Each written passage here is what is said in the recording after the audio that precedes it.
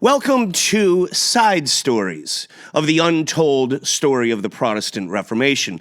I'm using the acronym TUPPER, which stands for the Untold Protestant Reformation, to let you know that these stories are related to that series called The Untold Story of the Protestant Reformation.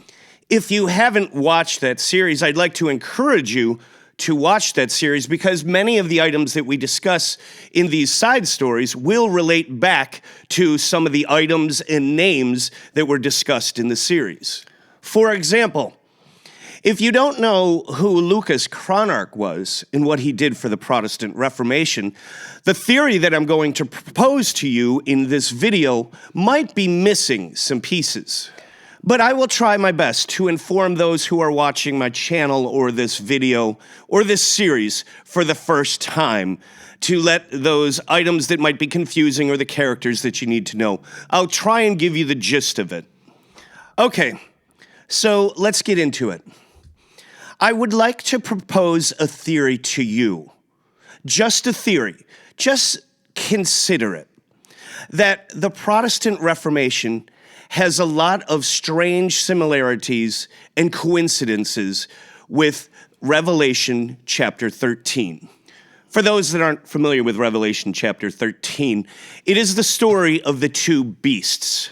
Now, don't worry if you're driving in your car listening to this. I'm going to give you the passages so that you don't have to refer to Revelation chapter 13. And I'm going to be using the New King James Version of the Bible. The book of Revelation generally has two main schools of thought regarding its message or its meaning.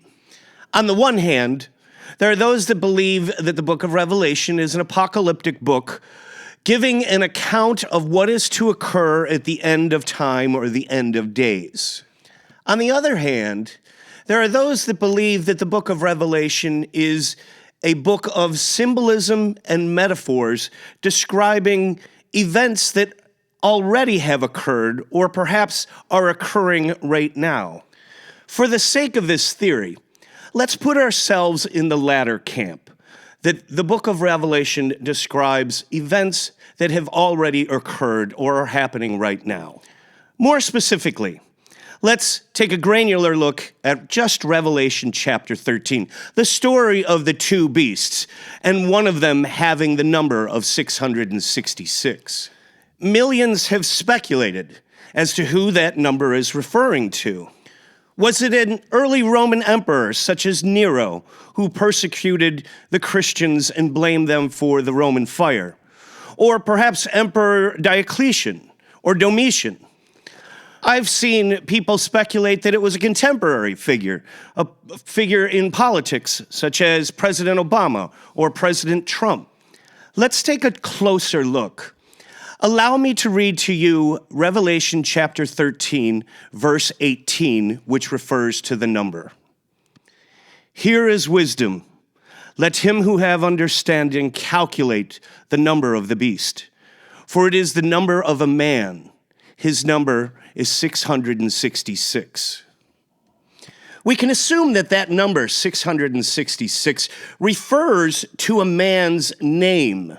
We need a name. We can try and take the letters and mix them up with the numbers, the sixth letter, or 6 letters in the first name, 6 letters in the last name. But those are just weak connections. They're not good enough. We want something with significance and meaning. The fall of Rome is the year 476. The rebirth, or the resurrection, or the birth date of the new Roman Empire is Christmas Day, the year 800. That is when Pope Leo III crowns King Charlemagne as the new Holy Roman Emperor. I'm hoping you see the significance of Christmas Day and the new Holy Roman Empire. Well, let's take that year and add 666 to it. You get the year 1466.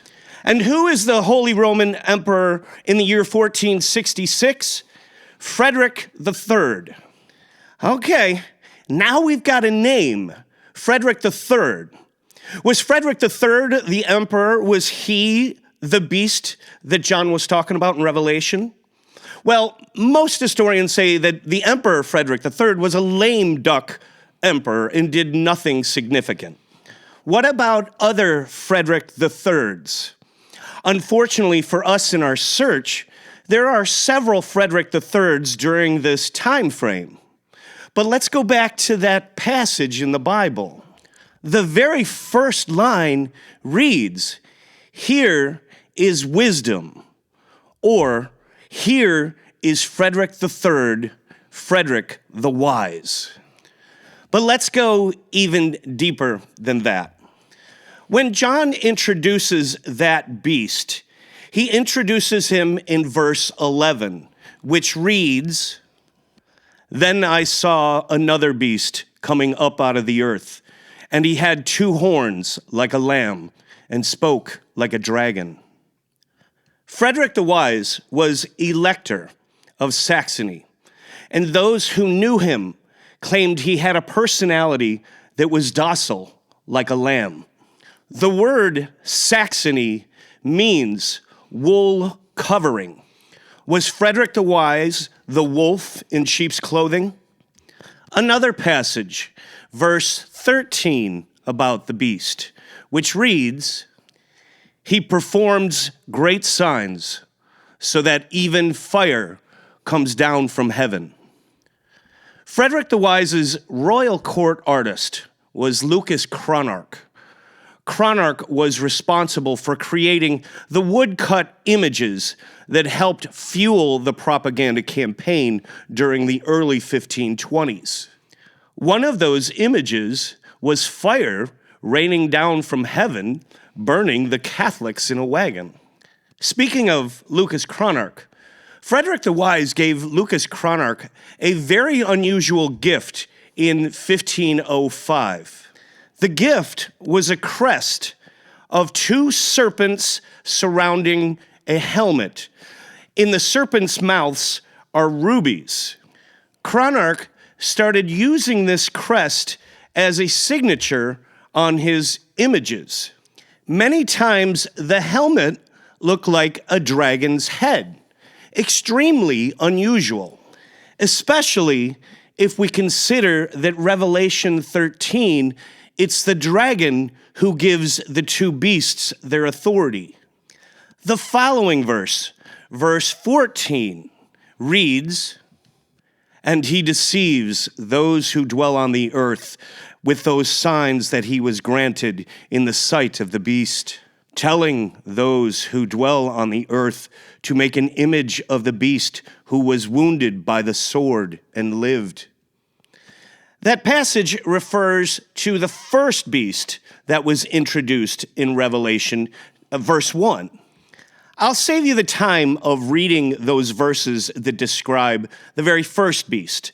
Just know that it had 7 heads, 10 horns, and on those horns were crowns, and on the heads were a blasphemous word. One of the heads was wounded by the sword. When Martin Luther was a teen, he fell off his horse and cut his artery in his inner thigh so badly that he thought he was going to die.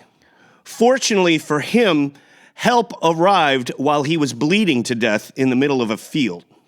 Those other heads on the beast seemingly look like his team of Protestant reformers, such as Philip Melanchthon, Andreas Karlstadt, Justus Jonas, Agricola, Lucas Cranach, George Spalatin, while the horns look like the princes and dukes who changed their territories over, such as Philip of Hesse. You could even include King Henry VIII in the 1530s. But back to the wounded head and Martin Luther. No one is for sure as to when Martin Luther changed his name from Luder to Luther. One of our viewers suggested in the comments section of one of the episodes during the Untold Story of the Protestant Reformation that the name change was because Martin Luther's father, Hans Luther, was running from a murder charge. I can't confirm or deny that. What I can tell you is that the name change is somewhat ironic to this theory. The old name Luther brought with it some very bad connotations. It meant in Slavic a whore or a prostitute, one who makes men sin. In the series, I spoke about Martin Luther's father and what he thought of the whole lightning bolt experience that happened to Luther. Hans Luther thought that the lightning bolt experience could be the devil and not God. In the Gospel of Luke, chapter 10, verse 18, it reads, "And he said to them, I saw Satan fall like lightning from heaven." If you read any of Martin Luther's works, you'll realize he's almost obsessed with this idea of Satan. And it's never him or his friends, it's always someone else. Doesn't that just sound like something that Satan would do? That person's the devil. They're Satan. They're evil, not us. And who were the aggressors in the Protestant Reformation? Let me leave you with a couple of questions just to consider. Again, this is just a theory, and there are a lot of strange coincidences. But think about this. If you took a step back and you looked at the Catholic Church history, is there any time period where there's more controversy or more division within the church? Or how about this? Is there any event during the Catholic Church's history that caused more bloodshed, pain, and suffering? In my next episode, I'm going to show you the other side of the coin. What about God? I'd like to encourage those who are still watching this video to watch a video of mine called God's Holy War, and I'm going to put the link down in the description. It relates to this video and the next. If you can stand it, I didn't get many views, which tells me it must have been very boring, so I apologize for that. But if you can withstand the boredom, I would encourage you to watch that video.